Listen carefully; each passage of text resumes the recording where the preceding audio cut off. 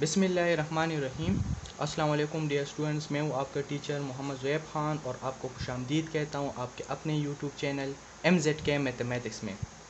Pre calculus की इस series में आज हम इंतहाई इम्पोर्टेंट टॉपिक डिस्कस करने जा रहे हैं जिसका नाम है कम्प्लेक्स नंबर्स। ठीक है, तो सबसे पहले आते हैं basic concepts of complex number से कि कम्प्लेक्स नंबर की हमें क्यों ज़रूरत पेश आई।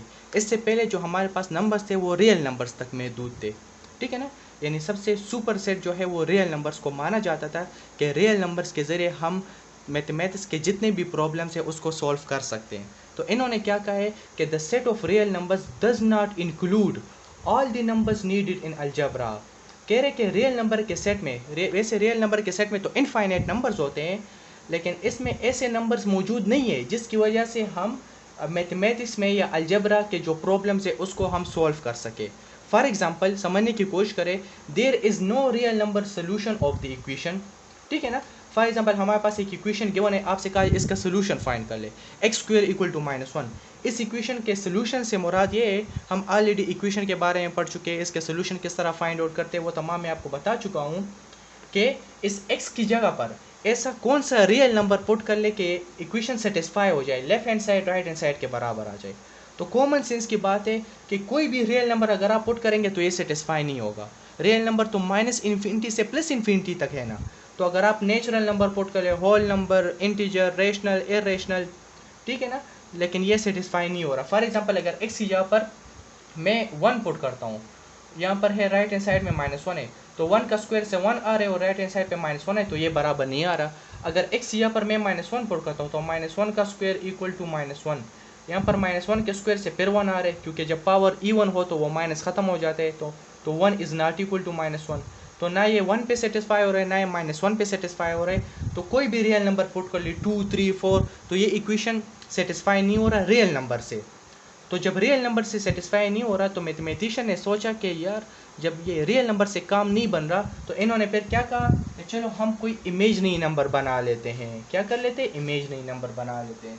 तो यहाँ से फिर इमेजनरी नंबर का कंसेप्ट शुरू हो जाता है। तो इन्होंने लिखा है कि because no real number when squared gives two -1, to extend the real number system to include solutions of equation of this type, the number iota is defined। इसको हम कहते हैं आयोटा। आयोटा एक ग्रीक लेटर ऑफ अल्फ़ाबेट है और iota यानी इसको हम कहते हैं आयोटा। ठीक है, आयोटा इस सिंबल से रिप्रेजेंट किया जाता है और इसकी जो वैल्यू है वो √-1 के बराबर है। मैथमेटिशियन ने इसको √-1 के इक्वल ले लिया।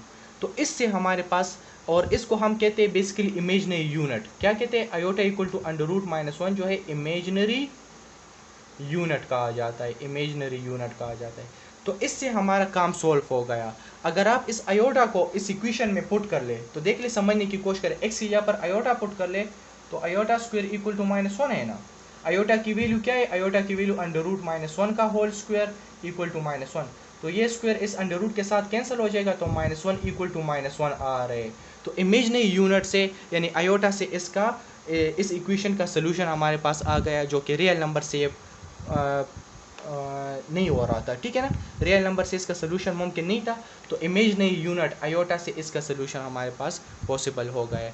तो इस कंसेप्ट की वजह से इस चूँकि यहाँ पर प्रॉब्लम आ गया, इसका सोल्यूशन रियल नंबर में नहीं मिल रहा था, तो इस वजह से हम इमेजनरी नंबर की तरफ, इमेजनरी यूनिट की तरफ चले गए और यहाँ से कम्प्लेक्स नंबर का कंसेप्ट शुरू हो जाते हैं। तो कम्प्लेक्स नंबर क्या है? कम्प्लेक्स नंबर एक ऐसा नंबर होते हैं जिसमें रियल नंबर के साथ साथ इमेजनरी नंबर भी शामिल होते हैं, यानी the combination of real and imaginary number is called complex number.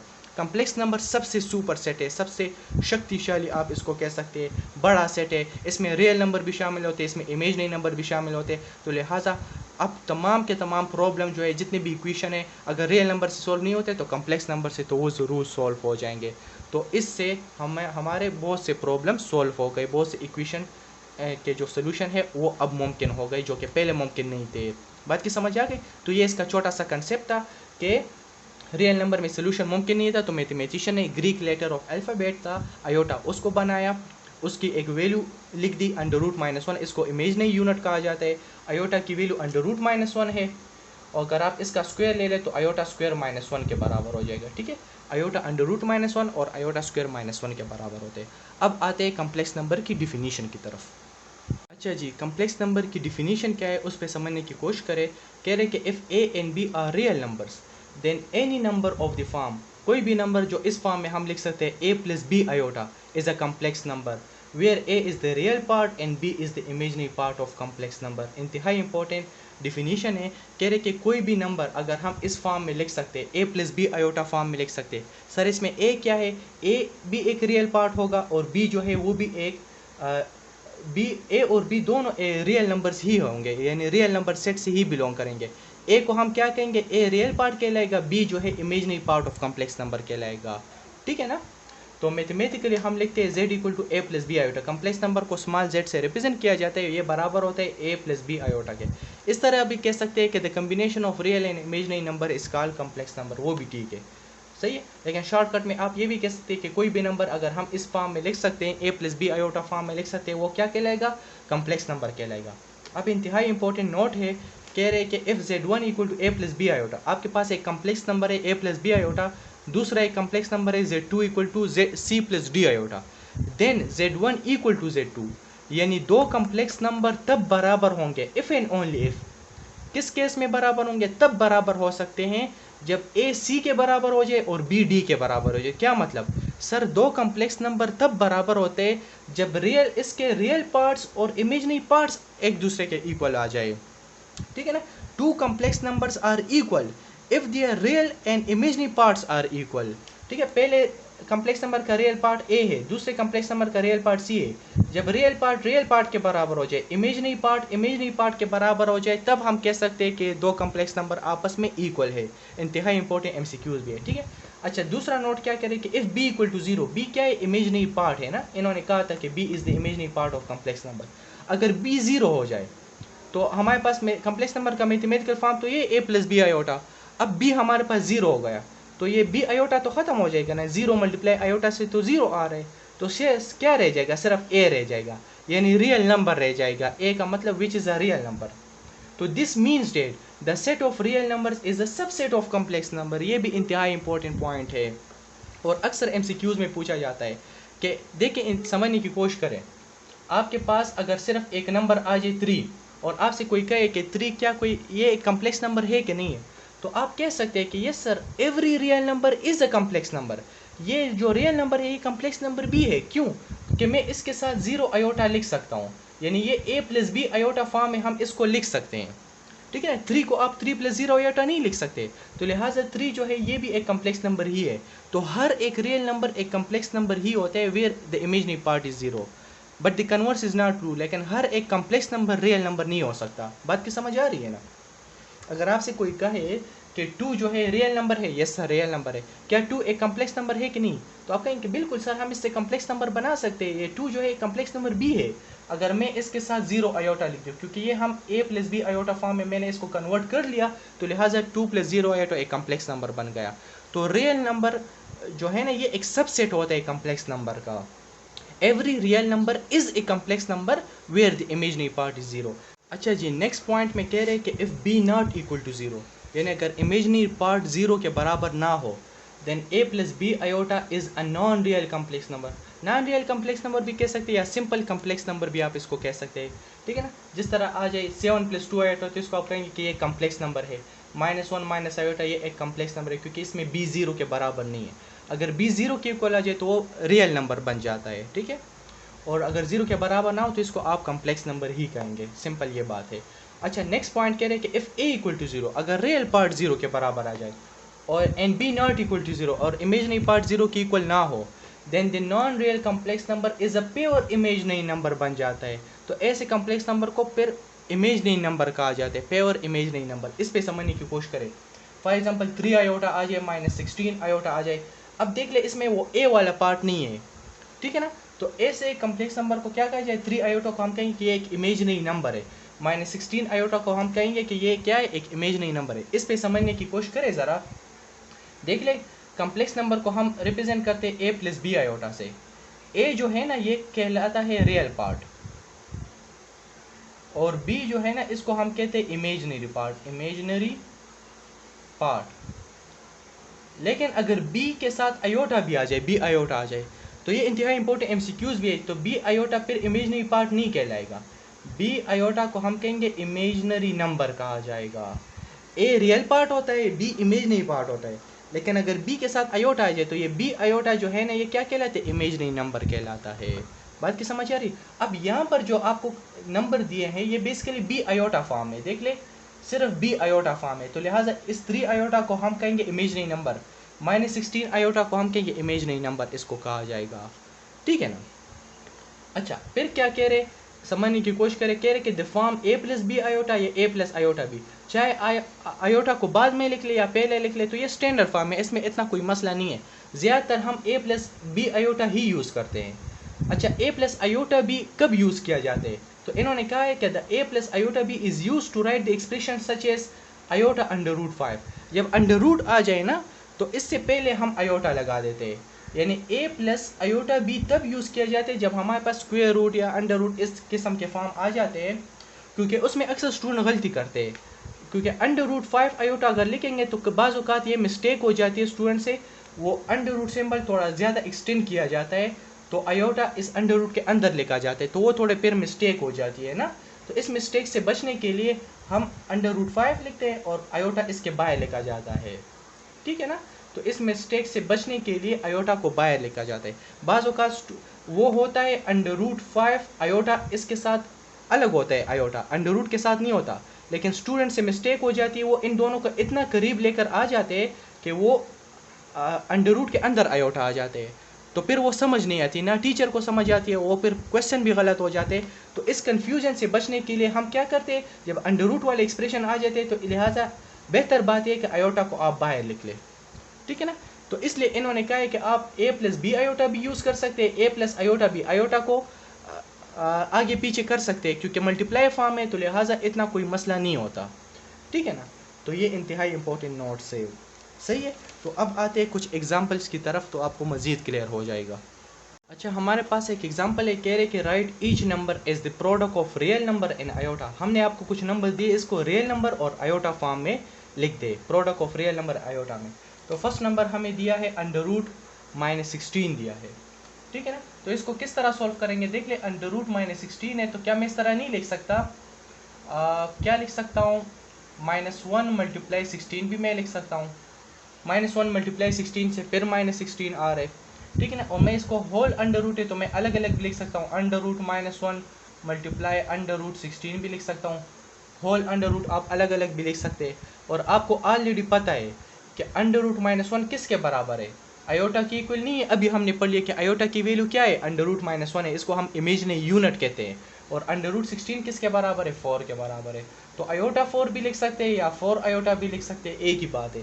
तो ये आपका क्या हो जाएगा, कंप्लीट आंसर हो जाएगा, 4 आयोटा आपका कंप्लीट आंसर हो गया। इन्होंने कहा कि product of real number in iota में लिख ले, तो देख ले 4 एक रियल नंबर है और आयोटा इन दोनों के प्रोडक्ट फॉर्म में इनको हमने लिख दिया, तो ये आपका आंसर हो जाएगा। तो जब भी अंडर रूट के अंदर नेगेटिव साइन आ जाए तो इसको इस तरीके से आपने सॉल्व करना, उसको -1 के बराबर ले ले और आयोटा अंडर रूट -1 के बराबर होते, तो ये सॉल्व हो जाएगा।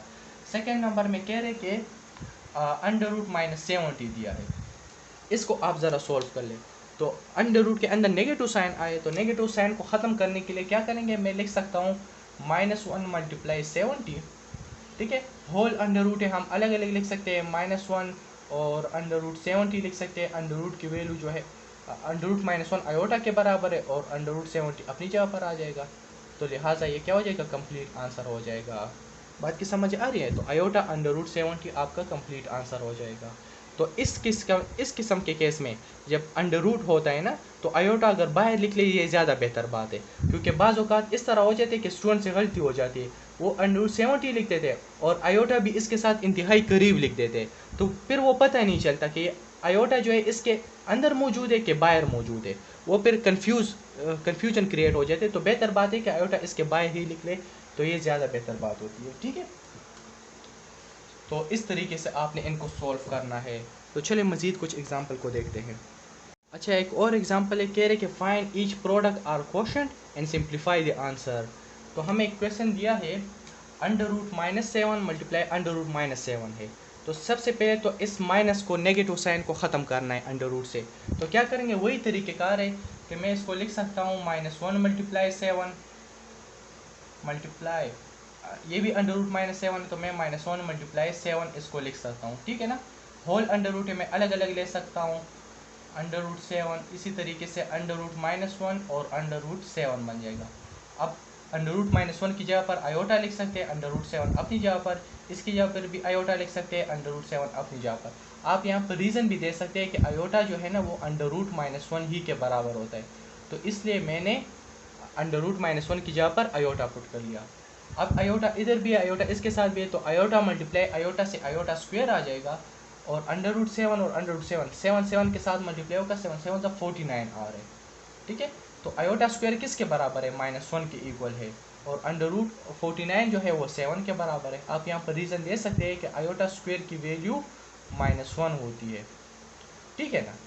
तो -1 मल्टीप्लाई 7 से क्या आ जाएगा, -7, और ये आपका कंप्लीट आंसर हो जाएगा।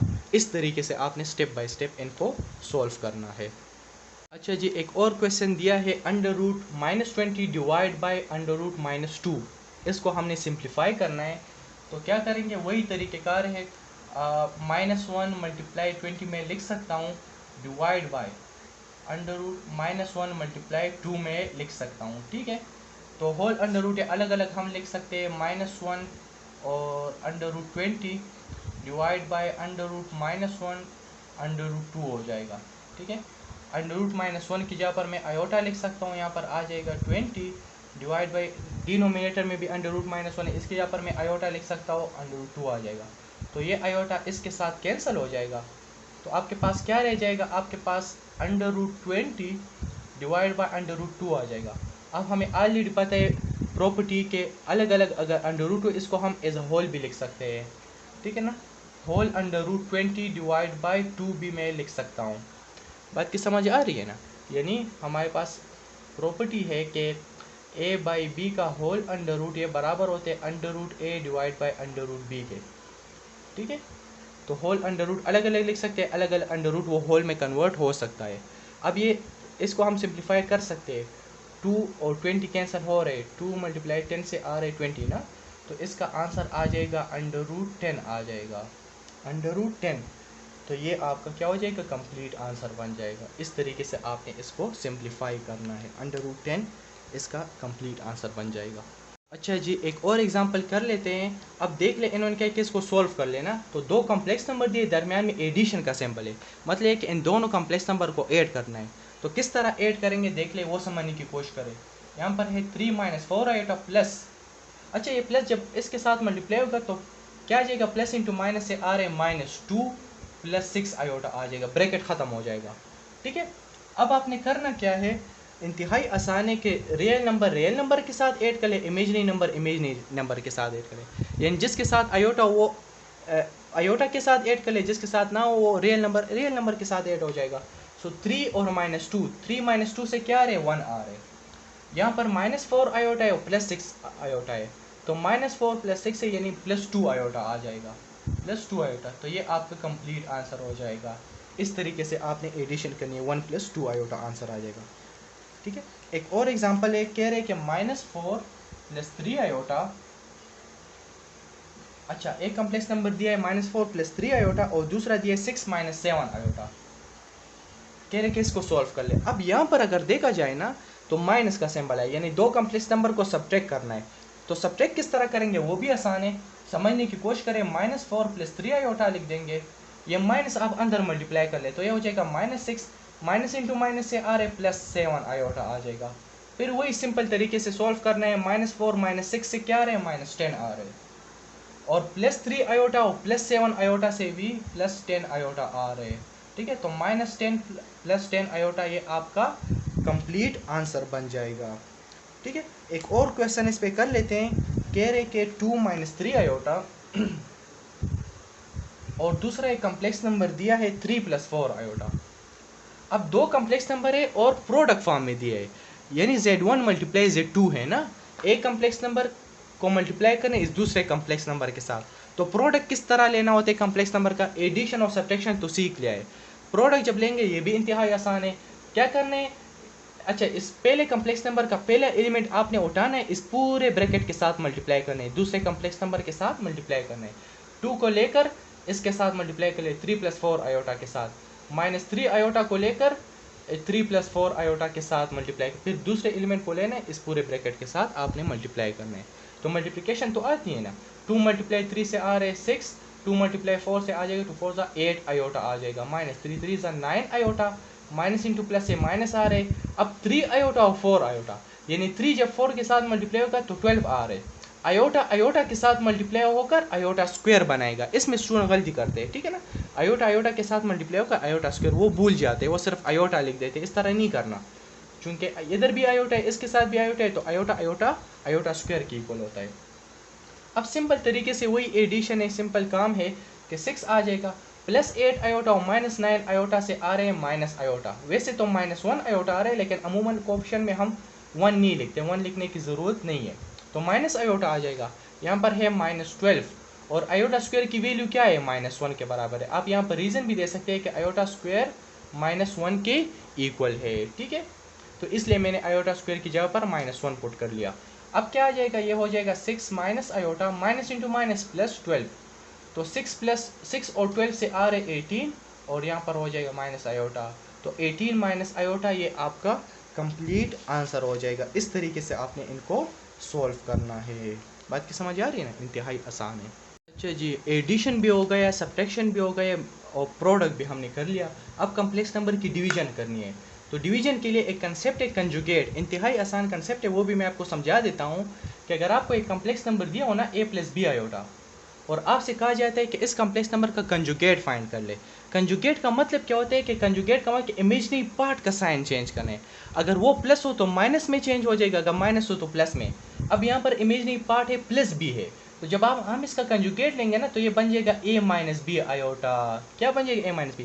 फॉर एग्जाम्पल अगर ये z है, z = तो कंजुगेट को z बार से रिप्रेजेंट किया जाता है, z बार से रिप्रेजेंट किया है। तो कंजुगेट का मतलब है कि इमेजिनरी पार्ट का साइन चेंज हो जाए। अगर आपको एक कम्प्लेक्स नंबर दिया है a - b आयोटा और आपसे कहा जाए कि इसका कंजुगेट ले ले, तो z बार बराबर हो जाएगा, इमेजिनरी पार्ट का साइन क्या है, माइनस है, तो ये बन जाएगा a + b आयोटा। ये इसका कंसेप्ट है, ठीक है ना। अगर आपको दिया है 5 + 4 आयोटा और इसका कंजुगेट लेंगे तो ये बन जाएगा 5 - 4 आयोटा। तो कंजुगेट का मतलब इमेजिनरी पार्ट का साइन चेंज करना होता है। बात की समझ आ रही है ना, तो इंतहाई आसान कंसेप्ट है, एमसीक्यूज में भी अक्सर आ जाता है। तो अब जब हम डिवीजन करेंगे ना, अगर आपको कम्प्लेक्स नंबर डिवीजन फॉर्म में दिया है, क्वोशंट फॉर्म में दिया है और आपसे कहा जा रहा है इसको सॉल्व कर ले, तो यहाँ पर देख ले 3 + 2 आयोटा दिया है, डिवाइड बाई 5 - आयोटा दिया। तो जब भी डिवीजन फॉर्म में इस तरह दो कम्प्लेक्स नंबर दिए, तो आपने यहाँ पर एक स्टेटमेंट लिखनी है कि multiplying and dividing by conjugate of 5 - iota. जो भी डिनोमिनेटर में कम्प्लेक्स नंबर होगा ना, उसका कंजुगेट लेना है, multiplying and dividing by conjugate of denominator. जो भी डिनोमिनेटर में कम्प्लेक्स नंबर होगा, यहाँ पर डिनोमिनेटर में कौन सा वैल्यू है, 5 - आयोटा है, तो 5 - आयोटा का कंजुगेट लेकर उसको मल्टीप्लाई भी करना है और डिवाइड भी करना है। यहाँ पर डिनोमिनेटर में जो भी वैल्यू होगी उसको मल्टीप्लाई एंड डिवाइड करना है उसके कंजुगेट के साथ, multiply and divide by conjugate of 5 - iota. अब देख ले, समझने की कोशिश करें, तो ये आपके पास बन जाएगा 3 + 2 आयोटा डिवाइड बाई 5 - आयोटा। क्या कह रहे हैं कि multiply dividing by conjugate of 5 - iota. तो इमेजिनरी पार्ट का साइन चेंज करना है, कंजुगेट का क्या मतलब, इमेजिनरी पार्ट का साइन, तो यहाँ पर क्या है, माइनस है, तो ये बन जाएगा प्लस। कंजुगेट का मतलब साइन को चेंज करना होता है, तो ये बन जाएगा 5 + आयोटा। इसको मल्टीप्लाई भी करना है और डिवाइड भी करना है, ठीक है ना। Multiplying and dividing by conjugate of 5 - iota. 5 - iota का कंजुगेट 5 + आयोटा है, तो 5 + आयोटा को मल्टीप्लाई भी कर लिया और 5 + आयोटा को डिवाइड भी। अब सिंपल तरीके से इसको मल्टीप्लाई करना है, न्यूमिनेटर न्यूमिनेटर के साथ मल्टीप्लाई कर ले, डिनोमिनेटर डिनोमिनेटर के साथ मल्टीप्लाई कर ले, जिस तरह अभी हमने प्रोडक्ट कर लिया, ठीक है ना। तो 3 को लेकर 5 + आयोटा के साथ लिख ले, +2 आयोटा को लेकर 5 + आयोटा के साथ लिख ले। और डिनोमिनेटर में भी इसी तरीके से कर सकते हैं कि 5 को लेकर 5 + आयोटा के साथ मल्टीप्लाई कर ले और माइनस आयोटा को लेकर 5 + आयोटा के साथ मल्टीप्लाई कर ले। लेकिन इसका एक और तरीक़ेकार भी है, कि जब भी आपके पास दो कम्प्लेक्स नंबर आ जाए, a + b आयोटा का प्रोडक्ट आ जाए a - b आयोटा के साथ, तो ये हमेशा बराबर होगा a² + b² के। रियल पार्ट का स्क्वायर लेना है प्लस इमेजिनरी पार्ट का स्क्वायर लेना है। जब भी a + b आयोटा आ जाए और a - b आ जाए, यानी एक कम्प्लेक्स नंबर हो और दूसरा इसका कंजुगेट हो, ये कंजुगेट है ना, देख ले यहाँ पर प्लस साइन है तो ये माइनस साइन है। अगर एक कम्प्लेक्स नंबर उसके कंजुगेट के साथ मल्टीप्लाई होता है ना, तो वो हमेशा बराबर होगा ए स्क्वायर प्लस बी स्क्वायर के। ये कम्प्लेक्स नंबर के लिए ये बात याद रख ले। अमूमन स्टूडेंट कंफ्यूज हो जाते हैं, ठीक है ना, क्योंकि वो रियल नंबर में जो है ना वो ए स्क्वायर माइनस बी स्क्वायर के बराबर होता है, लेकिन कम्प्लेक्स नंबर में चूंकि इसमें आयोटा भी आ जाते हैं तो लिहाजा ये ए स्क्वायर प्लस बी स्क्वायर के बराबर होगा। जब भी ए प्लस बी आयोटा ए माइनस बी आयोटा है तो वो हमेशा ए स्क्वायर प्लस बी स्क्वायर के बराबर होते हैं। अब अगर ये फार्मूला आप भूल जाए तो आप सिंपल तरीके से इसको मल्टीप्लाई भी कर सकते, जिस तरह न्यूमरेटर में आपने मल्टीप्लिकेशन किए तो डिनोमिनेटर में भी कर सकते हैं। पहले एलिमेंट को ले ले 5 को और 5 प्लस आयोटा के साथ मल्टीप्लाई कर ले, माइनस आयोटा को लेकर ले 5 प्लस आयोटा के साथ मल्टीप्लाई करें, उसका आंसर भी सेम आएगा और इससे भी सेम आंसर ही आता है, ठीक है ना। तो क्या बन जाएगा, अब सिंपल तरीके से मल्टीप्लिकेशन है, 3 मल्टीप्लाई 5 से आ रहा है, 3 5 से 15 प्लस 3 आयोटा आ जाएगा प्लस 2 5 10 आयोटा प्लस आयोटा और इससे आ जाएगा 2 आयोटा स्क्वायर। डिनोमिनेटर में 5 5 25 माइनस 1 के स्क्वायर से 1 आ रहे तो 15 आ जाएगा प्लस 3 आयोटा और 10 आयोटा से आ रहे 13 iota plus 2 iota square minus 1 के बराबर है, डिवाइड बाय इससे आ जाएगा 26। तो 15 plus 13 iota minus 2 divide by 26। 15 minus 2 से आ रहे 13 प्लस 13 आयोटा डिवाइड बाय 26, ठीक है। तो अच्छा ये होल डिवीजन में तो अलग अलग हम लिख सकते हैं, यानी 13 डिवाइड बाई 26 में लिख सकता हूँ प्लस 13 आयोटा डिवाइड बाई मैं 26 लिख सकता हूँ।